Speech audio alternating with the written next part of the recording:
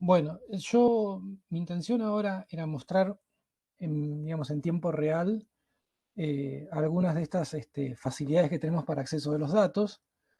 Entonces, en primer lugar, quería probar de mostrar un poco el geoportal, geoportal con AE. Les recordaba que el geoportal básicamente está orientado, digamos, para el usuario no experto. Entonces, aquí entonces podemos encontrar grandes grupos, humedad de suelo, otros productos que hemos desarrollado, digamos, de manera independiente, como para calidad de aire, y después lo que tenga que ver con los productos de trigo, maíz, soja, las plagas agrícolas que tiene que ver con la usario-sis del trigo. Entonces, comencemos una pequeña vueltita por la humedad de suelo. Entonces, en humedad de suelo, como vemos acá, tenemos una lista de productos que están, o mapas disponibles. Ahí cuando se abre el cartel este negro nos dice la fecha, digamos, esta es con fecha del 07.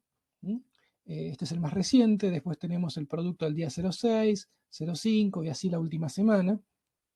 También nosotros acá hemos hecho un producto, digamos, disponibilizado, si se quiere, el producto de SMAP, que también comenté al principio, digamos, con cobertura global, pero recortado a Sudamérica. Bueno, vamos a ver, por ejemplo, el del día 7, el promedio de los primeros 50 centímetros. Eh, Obviamente uno lo puede navegar, ¿no? Puede básicamente buscar el valor en algún punto, por ejemplo 39 en este caso, nos dice que para las coordenadas esas que están ahí expresadas, la humedad sería 39%, es decir, el 39% es agua dentro de un volumen de suelo en los primeros 5 o 10 centímetros. Eh, Obviamente, esto, digamos, uno puede, digamos, cambiar la visualización del producto, ¿no? En este caso estamos visualizando el día 6. Eh, Luego tenemos, por ejemplo, el que hablábamos de trigo, el de maíz, por ejemplo, que tenemos el de variación del rinde de maíz, que sería la variación interanual. Esto se generó el día sábado. Entonces, este producto, no sé, un poquito menos de zoom, nos está hablando de cómo compara la producción de final de campaña actual con respecto a la del año anterior. Es decir, ¿qué se esperaría como escenario medio en marzo, por decir algo, del 2022 respecto de lo que fue en marzo 2021? Y entonces acá muestra que hay varias zonas que están en tonos verdes, que lo que están hablando es que de alguna manera, a pesar de todo, el año anterior fue muy malo en muchos lugares. Y por eso hay una mejora respecto del año anterior. Sin embargo, si uno va a lo que sería la anomalía, con fecha del mismo sábado, es decir, emitido el mismo sábado. En general, salvo algunos lugares específicos, este año es bastante, digamos, es un año, fíjense, ¿no? La escala de colores, son colores ocre.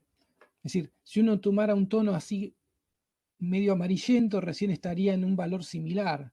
Entonces, en general, estamos en valores entre normal y por debajo de lo normal, ¿sí? Es decir, por ejemplo, acá nos está dando un valor de 87, es decir, estamos un 10% por debajo de lo que se esperaría un año normal. Si bien comparando contra el año anterior es mucho mejor, a pesar de eso, como suelo decir, este año, por el efecto de la sequía, sigue siendo un año, digamos, con rindes que se esperan por debajo, inferiores al de un año normal.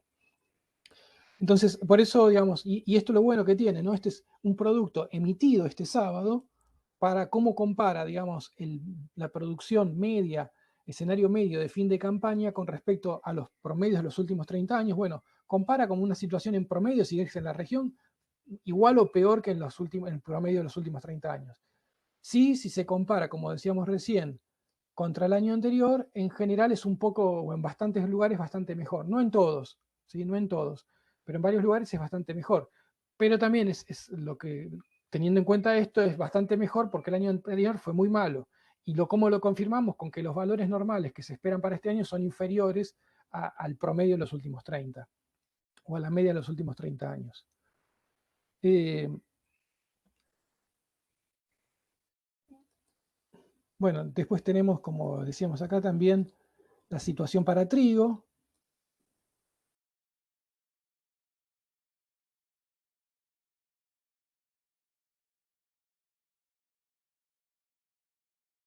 Entonces, ahora, bueno, geocatálogo de CONAE, digamos, entramos también, vamos a un acceso rápido con un buscador.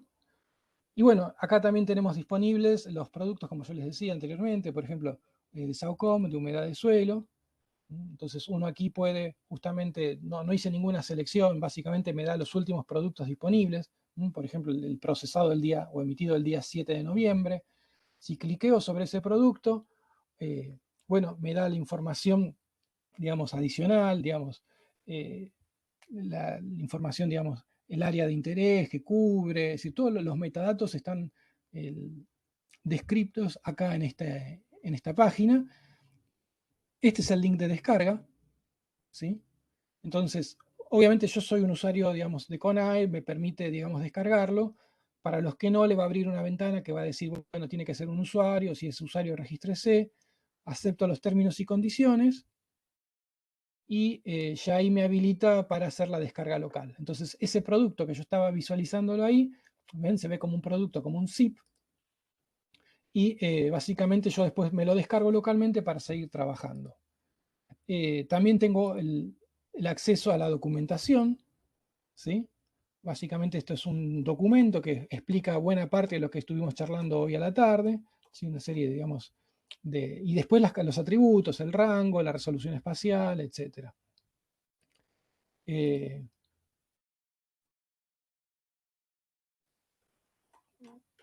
Vuelvo a la búsqueda. Por ejemplo, puedo poner palabra clave, no sé, maíz.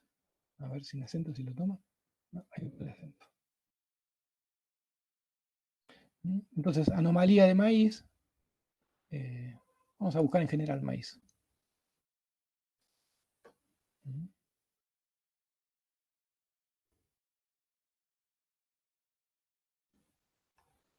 Bueno, nos da acá todo el listado, en verdad que hay disponible. Bueno, variación del rinde de maíz. Está difícil. O si no, la otra forma es entrando por las solapas que están aquí. A ver, si no, vamos a poner trigo. Bueno, en particular, trigo. Entonces, para trigo tenemos, por un lado, el producto que nos muestra el geocatálogo, los productos que hay de la incidencia de la fusariosis en la espiga de trigo, y también los de anomalía y de variación interanual. Por ejemplo, hago clic sobre el producto de anomalía que se emitió el sábado pasado. Al igual tengo el link de descarga, lo mismo que antes. Tengo los enlaces a los productos. Tengo, como les decía acá, el PDF también descriptivo del producto. Tengo el PDF con la validación del producto que también estuvimos charlando. Es un mapa como parecido a los que charlamos durante la primera mitad. Eh,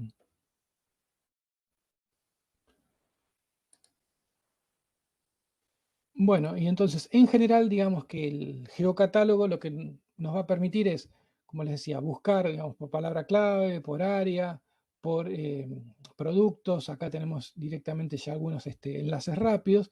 La idea, bueno, aquí sí estamos buscando, digamos, descargar el producto para hacer un tipo de procesamiento local. Eh, Después, la otra, entonces teníamos el geoportal, que lo estuvimos mirando un poquito recién. Ese geoportal lo que nos permitía era que un usuario no experto, digamos, desde el navegador tuviera una vista rápida del producto. El geoportal que permite filtrar las búsquedas y descargar el producto. Y los servicios WMS, que básicamente son servicios que requieren el uso de un sistema, un cliente particularmente, que pueda interactuar con este protocolo. Un detalle interesante de los protocolos WMS es que básicamente es una forma de intercambiar información entre el cliente y el servidor. De alguna manera, como les decía, lo importante es que el servidor lo que nos va a hacer es nos va a traer información de lo que tiene disponible y en su última versión. Por ejemplo, yo tenía acá unos enlaces que ya dejé listos, que me llevan, por ejemplo, al servicio WMS a hacerle una consulta. Este Get Capabilities lo que me está diciendo es qué capacidades tiene disponibles este servicio. y me lo devuelve como lo que se llama un archivo tipo formato JSON, donde básicamente describe lo que este sistema tiene accesible y qué capacidades tiene. Por ejemplo, un dato interesante es cómo me puede, digamos, entregar el dato. Me lo puede entregar como en formato PNG, en XML, en formato KML, en GeoTIFF, JPG, PNG, etc. Acá nos habla la lista, digamos, de todos los sistemas de referencia que dispone para entregarnos el producto, que son muchísimos, ¿sí? Es un dato muy importante. ¿Cuál es el bounding box que nos puede recortar la información? Por ejemplo, acá, ¿qué producto está disponible? Bueno, en esta capa, la capa 1, la humedad del perfil de suelo está a 50 centímetros, ¿sí? Después se repite, humedad del suelo, la segunda capa, digamos, con 2 días de... Siempre acá la capa, la 1 se refiere a la del día más próximo, el 2 al segundo día más próximo, al 3 y así sucesivamente de las distintas capas que hay de humedad del suelo de la última semana. Nos está hablando de toda la información. Es decir, con esto uno, si bien no es para uso, digamos, del habitual, esto nos da una idea de qué es lo que, digamos, intercambia, en qué información intercambia entre el servidor y el cliente. Este protocolo, el WMS, digamos, es un protocolo que básicamente facilita, digamos, el diálogo entre un cliente y servidor con una serie de etiquetas, ¿sí? O palabras claves conocidas. Eh, si uno, por ejemplo, le hace un poco una búsqueda un poco más sofisticada, por ejemplo, yo acá ya había preparado que traiga un mapa, que sea get map, sería básicamente ir a buscar un mapa, ¿cuál? De humedad de suelo, el primero, el de la fecha más cercana, en formato PNG, le doy el bounding box, toda esa información, y ahí me lo devuelve. Entonces, esto no es para que uno lo use habitualmente, sino simplemente quiero mostrar cómo es el diálogo. Básicamente es algo típico, lo que se llama el URL encode. Es decir, yo en el URL del acceso al servidor le voy agregando separado por estos signos de pregunta y ampersands, que es básicamente una palabra clave igual y un valor. Y entonces le voy definiendo qué es lo que quiero. Por ejemplo, el formato igual imagen PNG, barra PNG. Entonces le especifico al servidor qué formato quiero que me devuelva la imagen o qué extensión, etc. Esto, digamos, básicamente no se suele hacer así a mano, lo maneja directamente el cliente, ¿sí? Y eso en un segundo lo voy a tratar de mostrar. Creo que ahí se está viendo el QGIS, ¿no? Layer, agrego una nueva capa, una capa WMS, entonces pongo nuevo, no sé, el nombre puede ser con A, qué sé yo.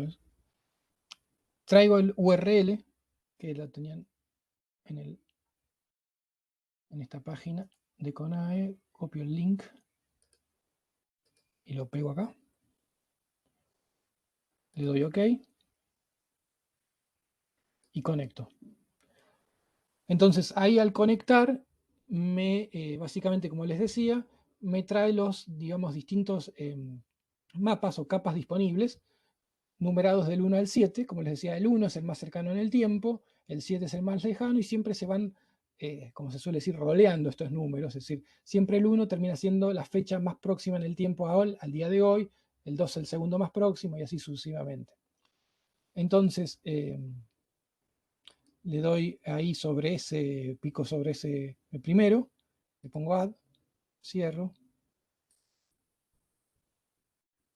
tengo repetido, voy a cerrar porque está repetido.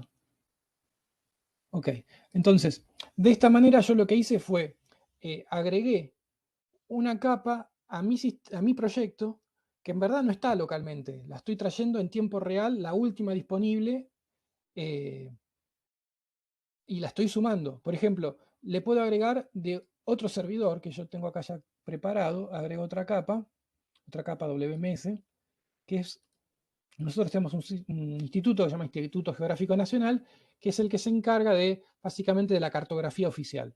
Entonces, conecto con este instituto y, no sé, voy a buscar la cartografía oficial de... ¿Conecté? Sí. A ver.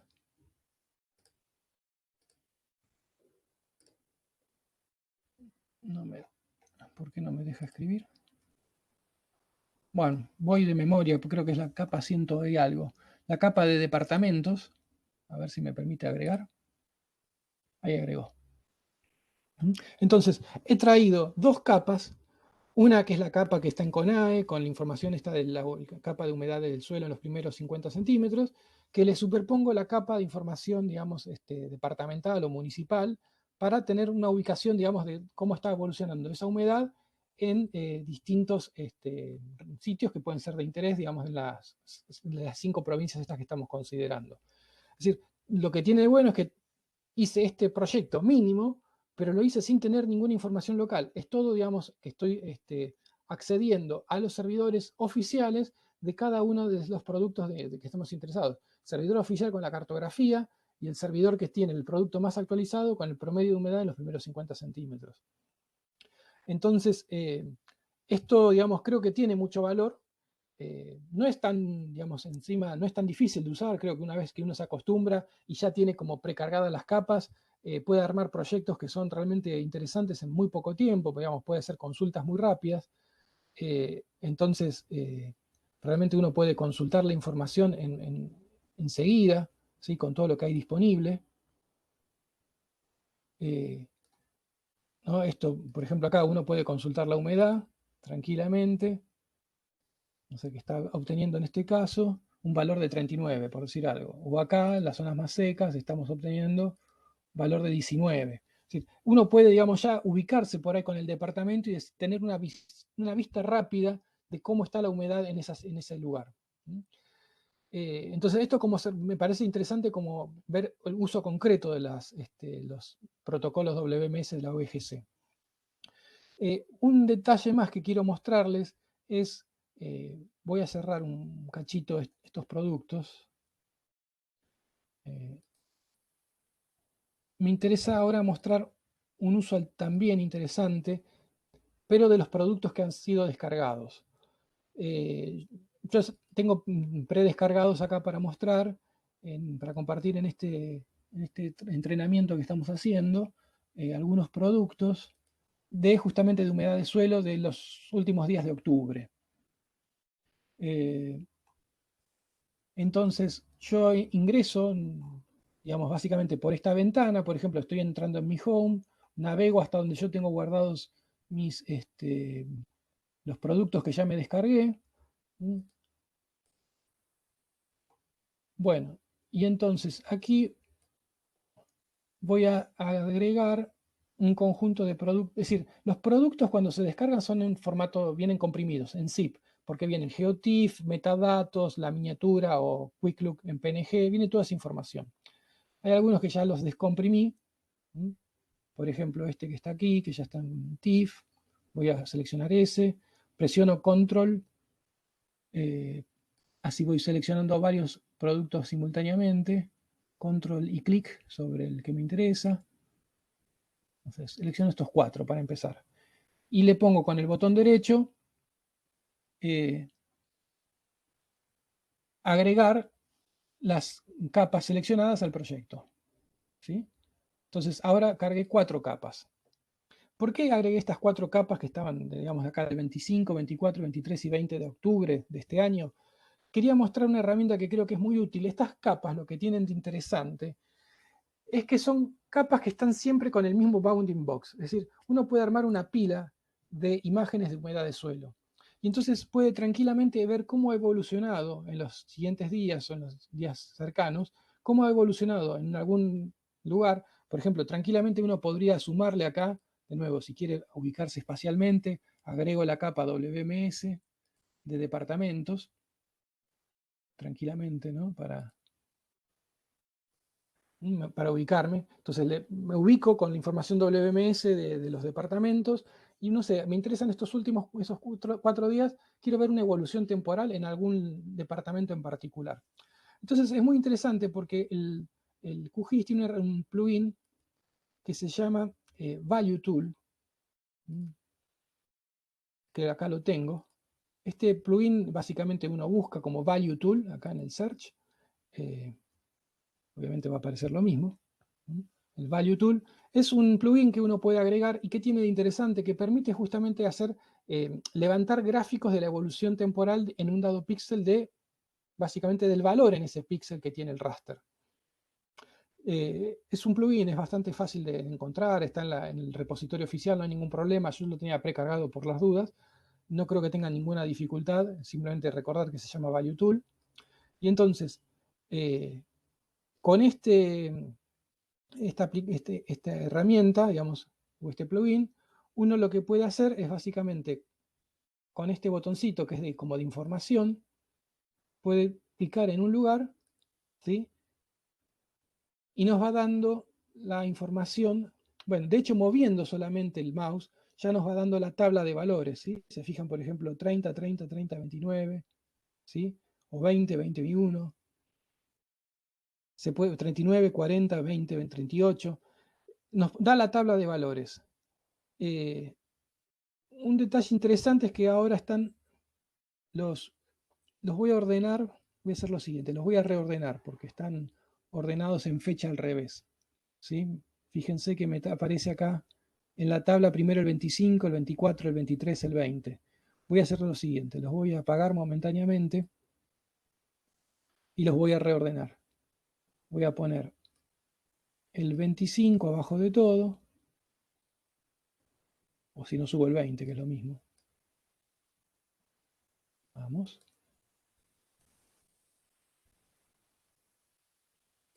Esto. A ver. Ahí subí el. Bueno. A ver. Por ahí hay que prenderlos, no me acuerdo de esto. 20, 23, 24, 25. Ahí quedaron ordenados, ¿sí? Entonces, los prendo. Y ahora sí en la tabla se ven, digamos, como corresponde. Primero el día 20, después el día 23, 24 y 25. Había que reordenarlos. Y yo puedo hacer un gráfico. Por ejemplo, acá el valor mínimo, nunca la humedad va a estar por debajo del 0. Y la humedad máxima, como dijimos, en un valor de saturación de 50. Entonces, por ejemplo, ven, acá 1, 2, 3, 4 corresponden a los 4 renglones de la tabla, es decir, 20, 23, 24 y 25. Es decir, rápidamente con esta herramienta tengo una vista, ¿sí?, de la evolución temporal de la humedad en este valor promedio de los primeros 50 centímetros. Creo que es una herramienta útil, interesante y sobre todo que aplica muy bien en productos como estos que son, digamos, porque están georreferenciados, que tienen la misma grilla, que tienen las mismas unidades cartográficas, y que por lo tanto es básicamente como solapados, digamos, como formando una pila, un stack, ¿sí?, de imágenes, y uno entonces como están justamente alineados espacialmente, uno como podría imaginarse como que los atraviesa con un eje vertical que es el tiempo y puede recorrer los valores en ese eje vertical y tener el gráfico rápidamente para tener una idea de qué está pasando. Es decir, son pocos días de diferencia, 20, 23, 24, 25, son muy pocos días. La humedad vemos que ha cambiado muy poco, es decir, para que pegue un salto se necesitaría que haya ocurrido alguna. Acá vemos, bueno, claramente cómo va subiendo cuando voy a regiones que son de por sí por el tipo de textura del suelo más húmedas, y cuando me voy deslizando hacia el oeste, que son regiones más secas, va bajando ese valor, ¿no? En Argentina hay como isoyetas que van de lluvias, ¿no?, que van bajando de este a oeste, digamos, acá estamos en los 1000 milímetros al año y acá estamos en los 700. De alguna manera eso refleja, digamos, ese régimen de lluvias. Pero digamos, son pocos días de diferencia, estamos hablando de 5 días de diferencia, la humedad varía muy poco, excepto que justo le hubiésemos pegado algún día que haya llovido, que creo que acá no se ve. Si se ve que es una semana sin lluvias, cuando uno ve una semana con lluvia, pega un salto la humedad. Pero claramente acá se ve esa evolución, ¿no? Es una herramienta que creo interesante y útil para justamente, ¿no?, poder tener una vista rápida de cómo está evolucionando, digamos, en un stack de imágenes en una dada región. El único limitante que tiene es que acá para poder usar esta herramienta hay que descargar el producto. Vimos antes que es de utilidad trabajar con los productos que están disponibles como servicio WMS, pero bueno, lamentablemente esta herramienta nos pide descargar. Bueno, será un poquito más trabajoso, habrá que ir, descargar el producto y bueno, nada, usarlo desde ahí. Pero bueno, quizás dado el proyecto, por ahí merece realmente y está bueno poder utilizarlo. Entonces, yo creo que esto muestra, digamos, rápidamente algunos usos de los productos estos de humedad del perfil de suelo, de lo que está disponible como servicio WMS. yo quisiera ahora un poquito más avanzar sobre cómo usar estos datos y cómo trabajamos en estos datos. Voy a tomar una segunda presentación que preparé de este, digamos, recorrido que hicimos por el geoportal, el geocatálogo, cómo usarlo, cuáles son, digamos, las ventajas, diferencias que tiene en el QGIS, el servicio WMS, la herramienta Value Tool para ver la evolución temporal. Quisiera dar un pasaje rápido del uso de las bibliotecas GEDAL particularmente y su interacción con Python, pero ahora voy a ir un poco más en detalle.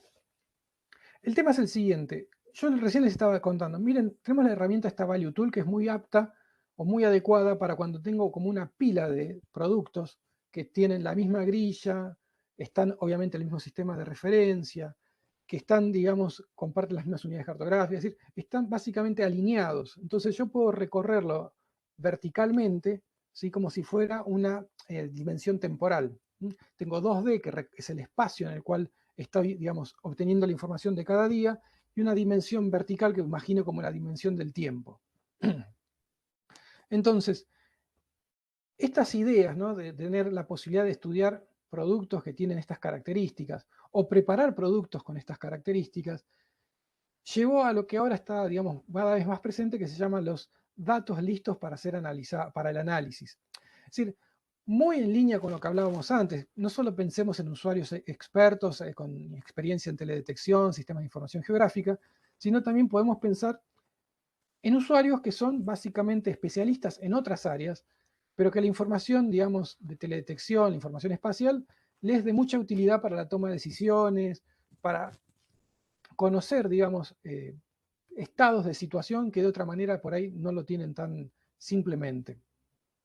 Entonces, mucho se ha avanzado y se trabaja justamente en esa dirección, en facilitar, como fue el Geoportal, una herramienta para que un usuario no experto tenga una vista del producto, bueno, en facilitar que los datos haya que hacer lo menos posible para ya poder usarlos en el análisis en un proyecto específico, sea en un proyecto orientado a la agricultura, a la hidrología, a la, digamos, lo que tenga que ver con, por ejemplo, las nieves, deslizamientos, todo lo que ustedes pueden pensar, usos en mares y océanos, ¿sí?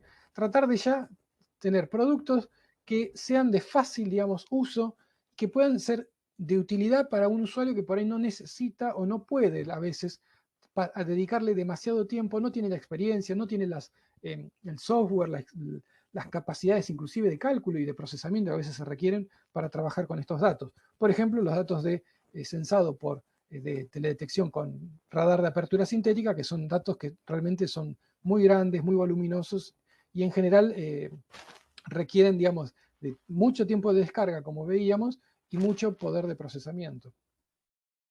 Entonces, bueno, vamos a ver esto.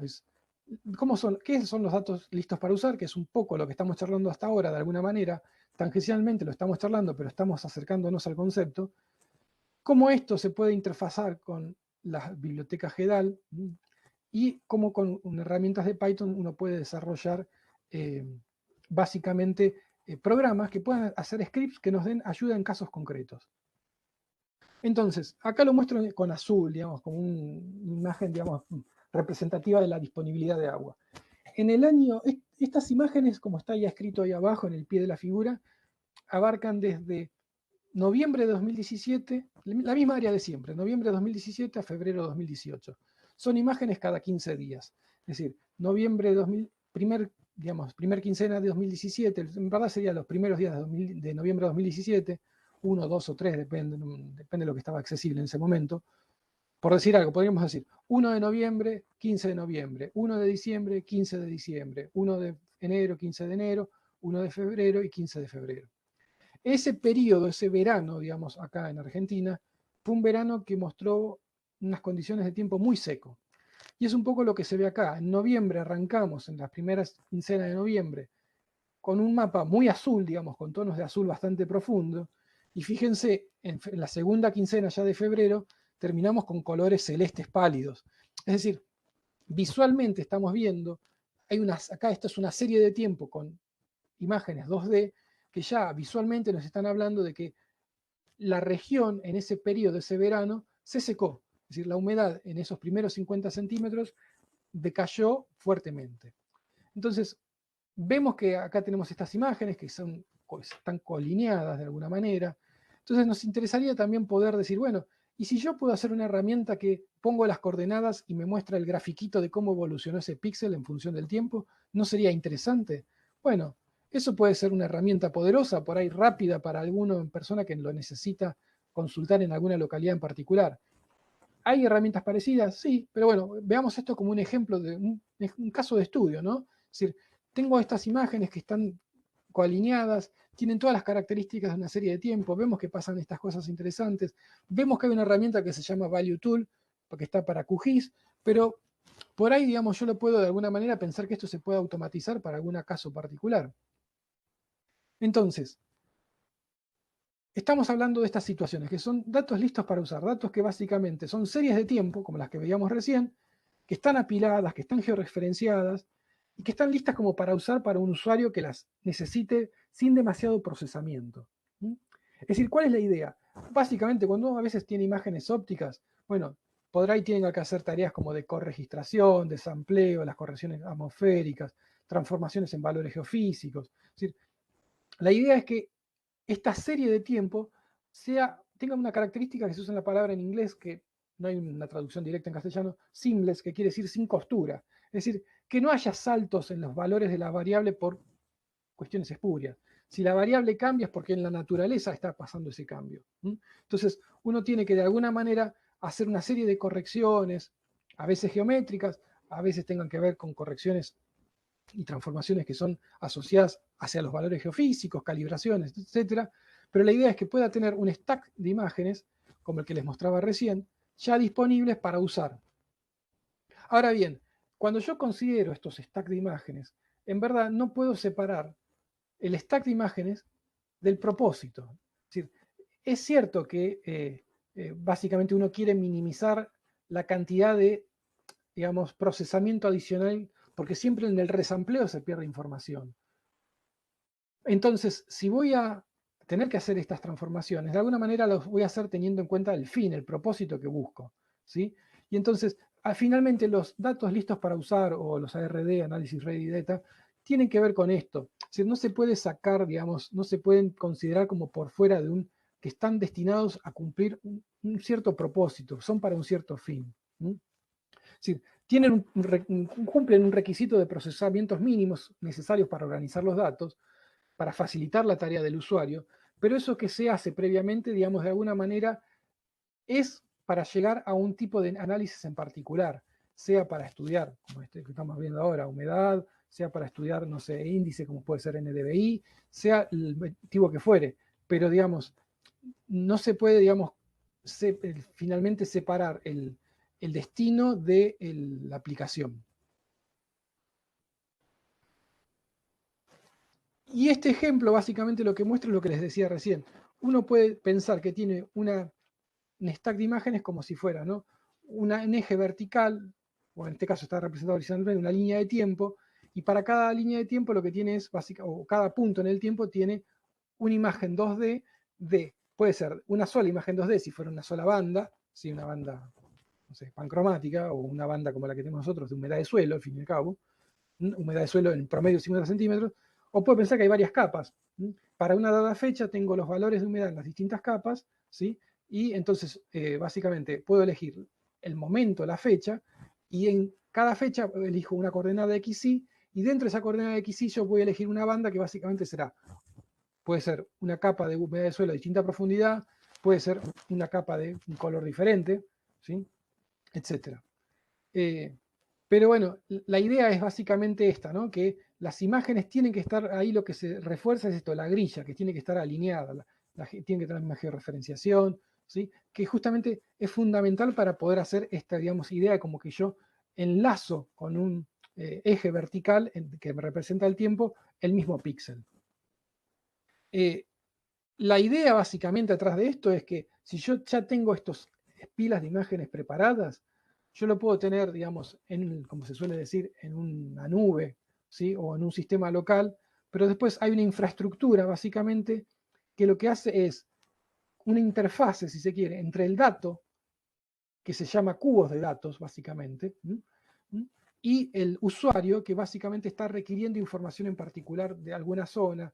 Un promedio puede ser, me puede requerir el promedio areal de una zona en función del tiempo, etc. Entonces, esta es la tendencia hacia lo que se estamos yendo ahora. La tendencia es tratar de armar cubos de datos, poner en el medio una infraestructura que permite dialogar con una aplicación, y esta aplicación lo que le pide es básicamente a la infraestructura que busque en la nube o en su, digamos, sistema local los valores que les está pidiendo y las operaciones que les está requiriendo. A veces puede ser simplemente recuperarme los valores de un área en una dada fecha, o puede ser recuperarme el promedio de esta región de interés desde marzo hasta abril de este año, del 2021. Entonces, eso es hacia dónde va la tendencia actual. Nosotros vamos a quedarnos un pasito atrás, es decir, sin pensar todavía en la idea esta de que los datos están en la nube, en un cubo de datos, pero bueno, tenemos ya los datos alineados, tenemos la posibilidad esta de con una aplicación y con bibliotecas consultar y hacer consultas u otro tipo de operaciones directamente sobre estos datos apilados. Entonces, este es un nivel un poquito anterior y me gusta esta imagen. Es lo mismo si se trabaja con R o si se trabaja con Python, ¿sí? La idea es que uno tiene básicamente un código que ha escrito o que ha tomado de un repositorio, puede ser un repositorio como Git, de algún lado encontró un código que le es útil para lo que quiere hacer, tiene el motor, que es el motor de procesamiento, que puede ser un lenguaje como R, un lenguaje como Python. Básicamente lo que están ahora muy de moda son los Jupyter Notebooks, pero que esencialmente lo que están haciendo es una interfaz de lo que se llama un intérprete de lenguaje R, un intérprete de lenguaje Python, no es más que eso, con la posibilidad de ir intercalando texto, digamos, de ayuda o de imágenes de ayuda, etc. Entonces, tiene ese código básicamente lo que puede hacer es lo mismo que uno hace con una herramienta, digamos, de entorno gráfico, como puede ser un QGIS, pero lo hace de manera programática. El motor, sea R o sea Python, básicamente va a ejecutar ese código, ¿sí? Y hay una serie de bibliotecas, y en particular la que más me interesa es GEDAL, que es una biblioteca que tiene ya 20 o 20 y pico de años de desarrollo, y que gracias a que existe realmente ha avanzado muchísimo, sobre todo es una biblioteca de software libre, ¿no? Con licencia GPL, que realmente ha sido, yo creo, el gran motor en buena parte de todo lo que es, ahora ha avanzado mucho más allá, pero ha sido realmente el impulsor de lo que es la posibilidad de trabajar en teledetección, ¿sí? Con software como el QGIS y otros tantos software que son amigables y que realmente no tienen problema de interactuar con distintos formatos. La verdad que la biblioteca GEDAL ha facilitado justamente la lectura de los formatos más diversos. Si antes teníamos grandes dificultades con los problemas de los formatos y archivos propietarios de ERDAS, de Envy y todo eso, y la realidad que al poder compartir, digamos, la información, al poder compartir los códigos que se han desarrollado, esto hizo que se avanzara mucho más rápido. La verdad que el abrirse ha dado mayor velocidad a la innovación y a los procesos de desarrollo. Entonces, como les decía, en general uno tiene el esquema, digamos, tradicional, digamos, de un proyecto con un sistema de información geográfico, con un entorno gráfico, como puede ser un QGIS, por ejemplo, digo, software libre. Bueno, yendo a algo ahora que está cada vez más presente, que es, bueno, hacer lo mismo, pero a nivel programático. Porque esto es como el paso anterior a lo que está ahora cada vez más presente, que es directamente a nivel programático, como puede ser con Google Earth Engine o cualquiera de las otras alternativas y plataformas que se están desarrollando, procesar en la nube. Esto es como un paso intermedio, porque termino haciendo un procesamiento, pero con el dato local. La diferencia es que el dato en los otros casos termina en la nube, pero las herramientas que se usan son similares y creo que es un buen paso, digamos, intermedio. Entonces, una característica fundamental, digamos, de la biblioteca GEDAL es que maneja muy bien los datos vectoriales como los datos raster. El problema histórico era que a veces teníamos un software que era bueno con datos vectoriales y un software que era bueno con datos raster. La verdad que esto es uno de los grandes avances y que esta biblioteca justamente pudo poner en un pie de igualdad estos distintos datos, pero que al fin y al cabo necesitan convivir para poder interactuar. Entonces, algunos conceptos fundamentales, ¿no?, de esta biblioteca son, por un lado, la idea de geometría o la clase de geometría, que básicamente es aquella que representa, si se quiere, al objeto geométrico, que puede ser un punto, una línea, un polígono, multilínea, multipunto, multipolígono, etc. Pero hay una clase básica que es la geometría, ¿sí?, que básicamente representa con los nodos, si se quiere, aquellos polígonos o la colección de puntos que forma, digamos, cuando es geometría de puntos, etc. Entonces tenemos por un lado la geometría, y por otro lado tenemos la tabla de atributos, que es lo que se llama la definición o el feature definition, que básicamente es una definición donde está una tabla donde van a aparecer básicamente los atributos con el tipo de dato que almacena, si es real, si es integral, si es íntegro, que sería el entero, si es un dato de carácter, etc. Entonces tenemos la geometría, la tabla y cada uno, entonces la definición de la tabla, que es como el esquema, y cada renglón lo llama un feature, una característica, un atributo. Entonces, lo que nosotros hacemos es, básicamente tenemos la definición, cada una de las geometrías va a estar vinculadas a un renglón, que es un feature, y tienen básicamente un link, un puente, ¿no?, que nos vincula la geometría número 1 con el renglón número 1 de la tabla de atributos, la geometría número 2 con el renglón número 2 de la tabla de atributos, y así sucesivamente. Eso es básicamente bastante estándar, pero entonces son los nombres, digamos, en general, en vez de llamar solamente feature, le va a llamar OGR feature. El OGR feature def, que va a ser la definición de la tabla. OGR layer, que es la capa, es decir, la capa es donde se reúne toda la información, digamos, de geometría, del esquema.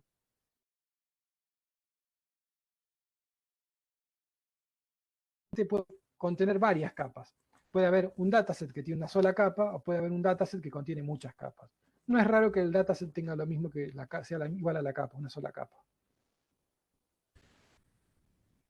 Otro dato importante es la referencia, la referencia es para el sistema de referencia, que es una clase también muy importante, que básicamente una forma típica de definirla es con los famosos códigos estos EPSG o el PSG 4326, que es el lat-long, que es el estándar que se usa mucho. Y algunos ejemplos de los, digamos, cómo define una geometría. Bueno, puede usar lo que se conoce como well-known text, es decir, el texto bien conocido, que es una forma de describir al objeto geométrico como un punto. Entonces se pone point entre paréntesis y las coordenadas del punto, ¿sí?, en el sistema de referencia correspondiente. Si es una línea, bueno, habrá que poner una palabra clave que es line string y se pone, digamos, separado por comas los nodos o vértices de esa línea. Si es un polígono, habrá que poner polygon y va a haber que poner las coordenadas, ¿sí?, separadas por coma de cada una de las esquinas de ese polígono. Entonces, estos datos que le estoy trayendo son para armar, digamos, la forma vectorial que nos va a permitir, por ejemplo, ir a hacer, digamos, inquirir, tomar la información, hacer como si fuera un query en algún punto particular de una pila de datos raster. ¿Sí? Después tenemos la parte, digamos, raster de la misma biblioteca. La biblioteca, digamos, tiene, como decía, una parte vectorial y una parte raster. La clase, digamos, también tiene un dataset que básicamente abre el archivo, si se quiere, y el raster band, que sería acceder a una banda en particular de ese archivo, de ese dato raster. Y algo fundamental que estamos trabajando nosotros es, nosotros, por ejemplo, en estas pilas de imágenes, asumimos que tienen la misma grilla, los mismos, a igual coordenada, digamos, de píxel x, y, le corresponde siempre el mismo punto en el espacio. Ahora, esos puntos x e y, esas, digamos, píxel línea, tienen una correspondencia con la superficie de la Tierra. Y eso es lo que se suele llamar la transformación afín, que está también cargada dentro de los, como serían los metadatos. Entonces tiene 6 coeficientes. Esos coeficientes básicamente son los que nos permiten vincular la coordenada xy, píxel línea, de la imagen en una coordenada que podría ser lat-long o puede ser, no sé, coordenadas UTM, etc. Entonces eso, digamos, es interesante y ¿Por qué muestro todo esto? Porque la idea es un ejemplo rapidísimo de cómo estas herramientas nos permiten a nosotros, ¿sí?, rápidamente hacer un código que podría básicamente eh, ir a buscar valores específicos, ¿sí?, de un dato raster. Es decir, yo puedo armar un código, en vez de usar la herramienta Value Tool, podría tener un código que tiene la ventaja de que si yo siempre necesito ir a buscar los mismos datos, podría programarlo, que podría ser parte de un cron, etcétera, de alguna forma de, digamos, puede ser que necesariamente todos los días quisiera saber qué pasa en un cierto sitio, el valor. Entonces, ahí no me sirve mucho una herramienta, digamos, de uso como si fuera un entorno gráfico.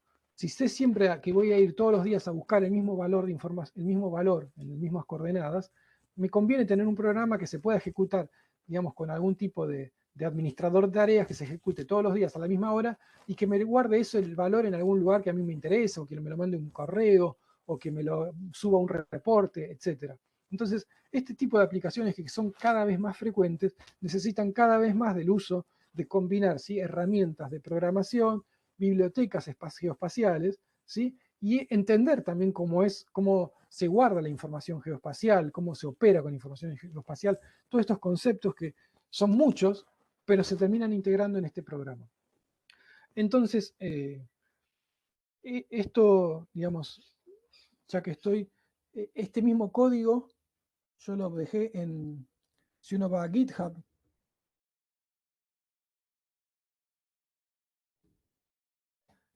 yo puse este código en lo que sería mi cuenta de GitHub, hlosa@e/selper.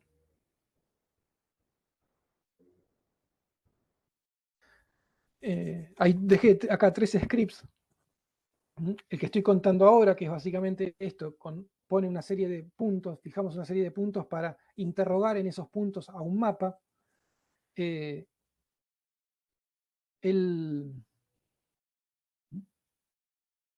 perdón, el producto de prueba es este que está acá. Digamos, en GitHub tienen los scripts de ejemplo, y el producto de prueba pueden poner con AE, productos de prueba, por ejemplo.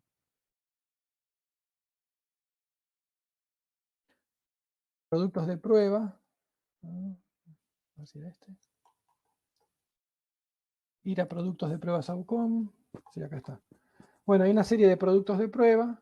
El 9 sería justamente un producto de prueba sobre la región pampeana de humedad del perfil de suelo, promediada en los primeros 50 centímetros. Entonces, como les decía, en GitHub, hlosa/selper están los códigos, y de hecho acá también hice demasiado lío, podría haber hecho directamente, hice las cosas mejor cuando lo preparé. Acá mismo, en hlosa/selper, que está el código de prueba, está el enlace al producto de prueba directamente. No hacía falta ni buscarlo en Google. Aceptar y descargar el archivo y se puede probar esto que estamos charlando. Entonces, ¿cuál es la idea? Como les decía, bueno, yo tengo imágenes que están siempre con el mismo sistema de referencia, que están alineadas, y por algún motivo a mí me puede interesar ver justamente esta evolución, sacar todos los días el valor de un dado píxel. Y estas cosas que son, digamos, simples en algún sentido, pueden ser trabajosas desde un punto de vista de una herramienta como un sistema de información geográfica de entorno gráfico, y pueden ser muy rápidas y se pueden automatizar muy fácil con códigos como el que estamos charlando ahora. Entonces, bueno, como les decía, tienen ahí el código de ejemplo, tienen el producto de ejemplo. Entonces, charlamos un cachito de esto que es el código en sí, que va a recuperar el valor en un dado punto. Básicamente lo que vamos a hacer es, bueno, hay que importar todo lo que tenga que ver con GEDAL, que es la propia biblioteca GEDAL de datos vectoriales y datos raster. La parte GEDAL, digamos, en sí misma es la parte raster, la parte OGR, la parte vectorial, y OSR viene del sistema de referencia. Es la biblioteca que tiene que ver con el sistema de referencia. Bueno, NumPy, que es una biblioteca que se usa mucho en Python, que permite trabajar con vectores y básicamente numéricos para el dato. para el procesamiento numérico. La biblioteca Math que tiene digamos, una función floor que básicamente es dar el valor entero más chico, digamos, suprimir la parte decimal de un número. Y ya concretamente vamos al ejemplo. En este ejemplo básicamente es como les decía, es tratar de capturar el valor de este raster en algún punto que yo defino. Entonces, una forma brutal de hacer esto es decir, bueno, voy a crear una geometría de tipo punto, un WKB point, es decir, creo una geometría de tipo punto, lo que les decía, es decir, estoy armando la geometría, digo, la geometría va a ser un punto, agrego a esa geometría el punto, las coordenadas del punto, y si yo quiero verlo, digamos, tengo que exportarlo a un modo texto, entonces lo exporto como well-known text.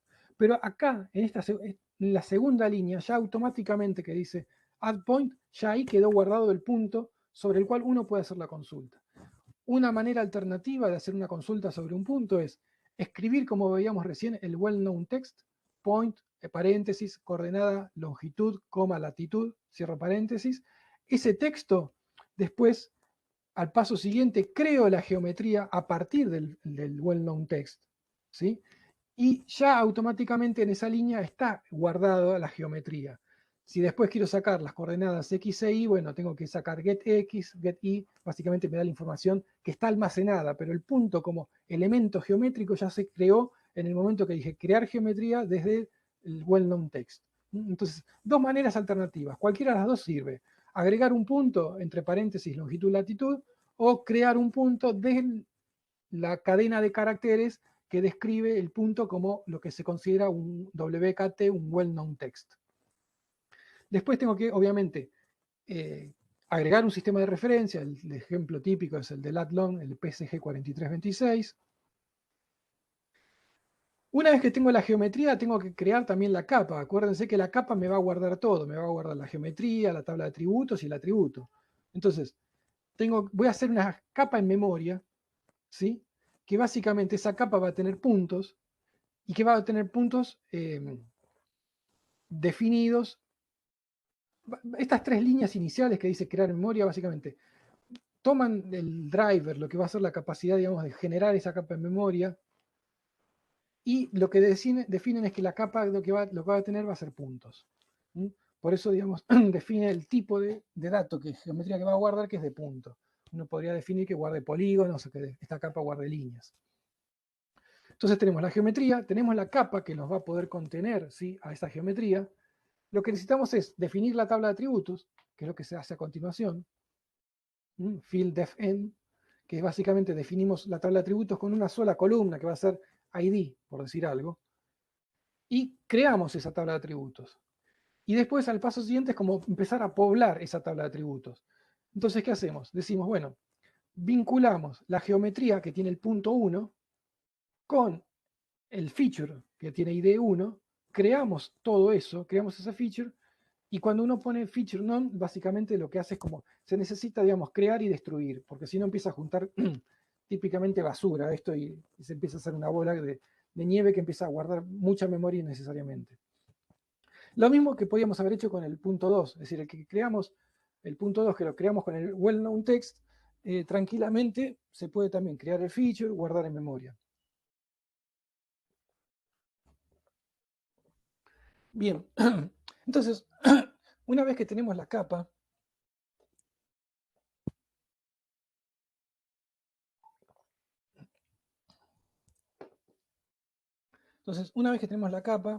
podemos abrir el raster, que es el que queremos consultar. Este raster básicamente es el raster de ejemplo que yo les mostraba recién. Entonces, abro el raster y tomo la geotransformación, es decir, básicamente esas 6 coeficientes de lo que se llama la transformación afín, para saber cómo se vinculan las coordenadas x, y de la grilla raster con los puntos en la superficie de la Tierra. Porque yo lo que les estaba dando era coordenadas en latitud-longitud, ¿no? Perdón que vaya para atrás, pero para que quede claro. Yo le estaba dando menos 60.34 en longitud, menos 34.60 en latitud. Le estoy dando coordenadas geográficas de esta proyección, la 4323, las coordenadas geográficas.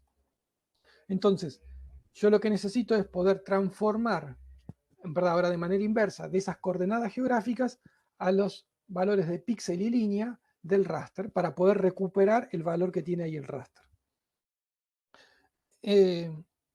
Entonces, básicamente esto que está acá, este PXPI, lo que hace es la operación inversa. En vez de transformar, como veíamos en el caso anterior, de X e Y, de coordenadas píxel línea en coordenadas geográficas, dadas las coordenadas geográficas, hago digamos, resuelvo, si se quiere, el sistema de ecuaciones al revés. Saco, digamos, la solución del sistema de ecuaciones que da esas coordenadas geográficas. Es decir, que XY me dan esas coordenadas geográficas. Y esos valores de XY son los que voy a poner para cuando leo acá el array. Es decir, leo el array, le paso los valores de X y de Y, y es uno solo porque básicamente es leer un solo píxel. Me interesa sacar ese valor en particular. Bueno, una vez que lo leí, listo, borro, tengo que, digamos, lo que se llama de referenciar los apuntadores para que no me empiece a juntar basura en memoria y ahí terminaría. Entonces, este ejemplo mínimo, ¿sí? Se puede, básicamente voy a mostrar cómo se corre.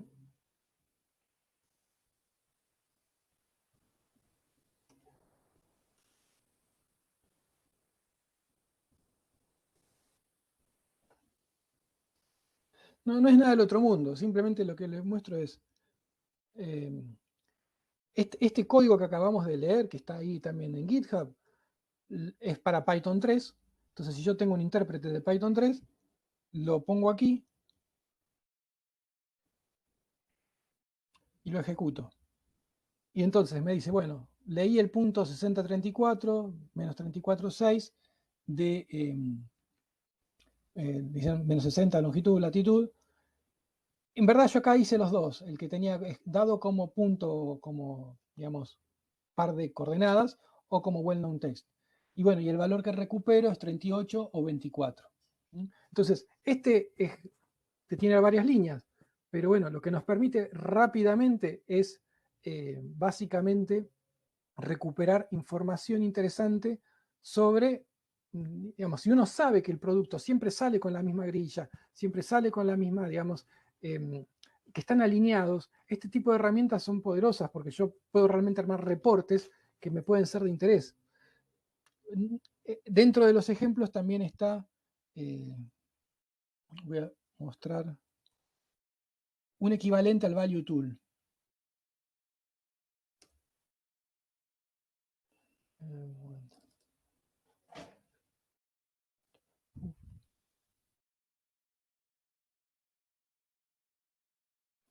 A ver,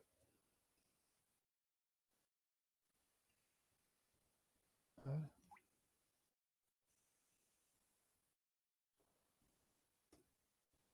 Bueno, acá lo único, no sé si lo llegan a ver, lo único que hice fue, por ejemplo, las imágenes que estábamos hablando, ¿se acuerdan que eran del 20, 23, 24? Bueno, tomé esas imágenes de octubre y las estoy preguntando en ese punto que hablábamos recién. ¿Cuál es la idea? Que yo, digamos, si sé que necesito hacer una serie temporal de la última semana en ese píxel, con este tipo de códigos podría incrustar esta figurita rápidamente en un reporte, ¿sí? Y dar una idea de lo que está pasando en ese lugar. Digamos, lo que de alguna manera me interesa mostrar es que estas herramientas programáticas complementan, si se quiere, la forma tradicional de encarar el trabajo, digamos, de teledetección. Es decir, uno cuando tiene las imágenes que están corregistradas y alineadas en la grilla, puede rápidamente, al igual que hacíamos con el Value Tool, uno puede en este caso ya tener un script que nos da una respuesta rápida sobre un cierto... ¿Estoy de vuelta? Bueno, bueno, nada, entonces esto era, digamos, quería darle una visión de la aplicación, digamos, ya de alargar todavía mucho más la cadena de procesamiento, ya pensando en usuarios que toman estos datos y que generan, digamos, salidas que pueden incrustar en reportes, en cosas que pueden ser ya de interés, porque el producto de por sí está, digamos, facilitado, ¿sí? Para digamos, la consulta, ya está pensado, digamos, para, no tanto para procesar antes, sino para ya justamente dejarlo listo para el análisis. Así que yo creo que ahora, como un poco como consideraciones finales, quiero dejar bueno, por un lado, tienen ahí, digamos, los scripts que estuvimos charlando, tienen el dato, digamos, de ejemplo para poder, digamos, ejercitarlo. Si les interesa, me pueden después mandar algún mail consultando. Ahora atrás está el mail. Pero básicamente la idea era tratar hoy de pensar estas cadenas de procesamiento que se han alargado, ¿no? Para justamente, tomando el dato, darle más valor y poder, digamos, darle un uso dentro de un sector particular, que puede ser, como en este caso, el de las aplicaciones en la agricultura, ¿sí?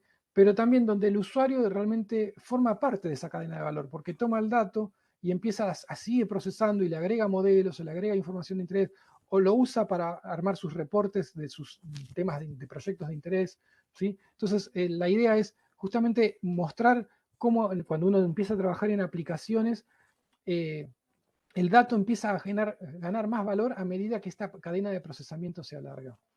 Entonces, un poco para cerrar esta parte, digamos, esta segunda parte,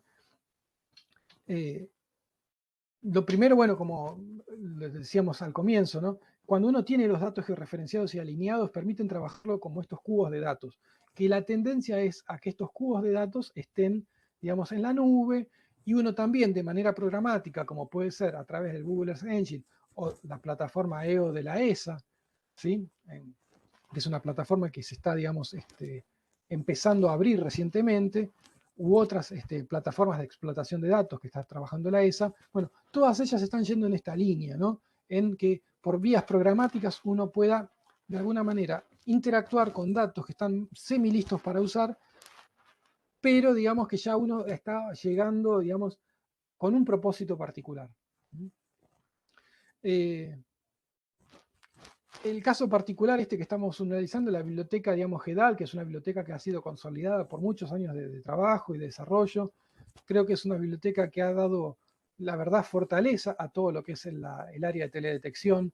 Realmente ha sido fundamental en este sentido de ser como una especie de, como se puede decir, de navaja suiza, ¿no? Que sirve para todo, porque abre todos los formatos, trabaja bien con raster, trabaja bien con datos vectoriales, es la base de alguna manera para abrir los datos en QGIS. QGIS es la biblioteca de base. Realmente ha sido, digamos, una especie como de traductor general que se necesitaba y que realmente al ser libre ha permitido, ¿no?, que se siga creciendo, que se siga desarrollando. Realmente ha sido un cambio sustancial en el futuro. Digamos, esto sumado a iniciativas realmente muy fuertes, como la del propio Google, que nos ha puesto los datos al alcance en muchos sentidos, ¿no?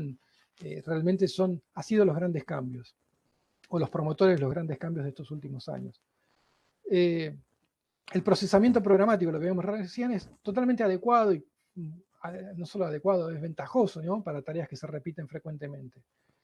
Y bueno, y hoy lo que vemos es esto, ¿no?, el movimiento hacia procesar los datos remotamente, sin descarga local, por ejemplo, como decíamos, los datos SAR, que son datos recontra pesados, la verdad tardan muchísimo en descargar, son varios gigas. La verdad que se está trabajando para justamente reducir la descarga. Entonces, la idea ahora es, bueno, tenemos datos, que los datos están en la nube, y lo que hacemos es procesarlos directamente en la nube con lenguaje, por ejemplo, Python, con interfaz R también, por ejemplo, tiene algunas interfaces para, por ejemplo, conozco un poco más la plataforma EO de la ESA, que tiene, digamos, lo que llaman bindings para R, para Python y otros lenguajes. Entonces ellos permiten de alguna manera interactuar con esos datos sin la necesidad de descarga, limitándonos solo al área de interés, porque eso también es un tema. Muchas veces uno tenía que sacar 2 o 3 productos para justamente integrar, armar, unificar esa capa, porque justamente el área de interés era frontera preprocesado, armar una sola capa correspondiente, etc. Eso, digamos, es, por ejemplo, algún caso que yo les contaba, ¿no? Los límites entre provincias que antes ponían límites ficticios en el producto, bueno, eso ya lo hemos borrado de alguna manera y hoy tenemos algo continuo, ¿no? Ese seamless, sin costura, al movernos entre distintas jurisdicciones, niveles de jurisdicciones, provinciales, municipales, etc. Así que de alguna manera, es un cambio de paradigma que empezó, yo creo, fuertemente impulsado por estas bibliotecas, por Google, porque nos hizo más fácil con su Google Earth, visualizar, y que cada vez los usuarios que no son del área de teledetección cada vez están más acostumbrados y nos demandan más productos. Así que de alguna manera hoy el eje creo que pasa por ahí. Yo lo hice un poco hoy centrado en lo que más conozco, que son estas aplicaciones en la agricultura, pero es como un movimiento y un paradigma que se está consolidando y que bueno, hoy lo vemos, pero todavía al final hacia dónde será no es conocido. Sí, claramente se está moviendo hacia, digamos, dejar de usar las descargas y las aplicaciones que trabajan local hacia algo remoto y con mucho procesamiento, digamos, programático. Así que con esto yo cierro. Les agradezco mucho todo el tiempo que me estuvieron escuchando. Son difíciles estos cursos, digamos, virtuales porque uno pierde cierta realimentación y más con la práctica. La verdad que está muy lindo poder ejercitar la práctica, ¿no? De un simple, pero bueno, por ahí hay algunos que tengan más experiencia, otros menos experiencia, pero bueno, poder ejercitarlo, aunque sea les dejo el material, deberían sin mayor dificultad poder replicarlo. Así que pero bueno, lamentablemente a veces la virtualidad, si bien nos hace facilita que a veces de otra forma no pudiéramos estar, también tiene estas limitaciones que a veces es difícil la interacción. Así que sin mucho más protocolo, casi siendo las 5, agradezco nuevamente, agradezco a los organizadores la invitación, el tiempo, la posibilidad de contarles todo esto. Ojalá que les sea útil, que cualquier cosa, mi mail es hlosa, como la cuenta también de GitHub, @conaegobar. Yo pensé que estaba al final, pero bueno, se las dejo oralmente. Así que bueno, muchas gracias.